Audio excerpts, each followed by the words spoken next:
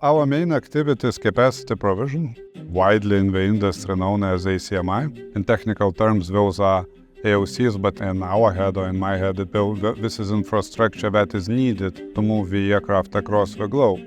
We started ACMI business back in 2019. Back then we were like 40-50 aircraft. Right now we are way in excess of 200 aircraft.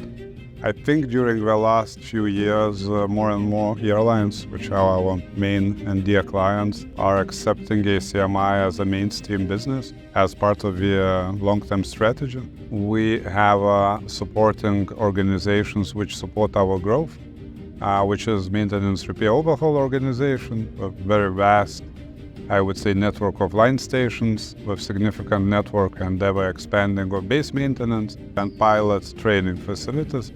I would say really our main focus as a group is to have the right people.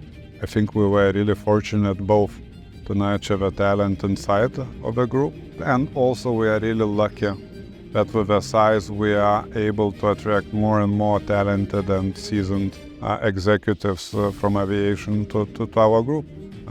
Global standards for operations, global standards for safety, that's important. With the size that becomes way more important. Last year we embarked on a very, I would say, dynamic and ambitious expansion in Asia Pacific.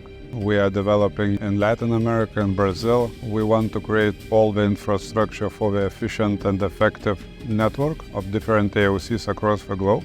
For all the AOCs that we do establish, they follow common set of rules, procedures, manuals. This is not starting things from scratch. This is just replicating successful practices across the globe. But look, we came out of COVID much stronger than we entered, much bigger. And you have to be agile.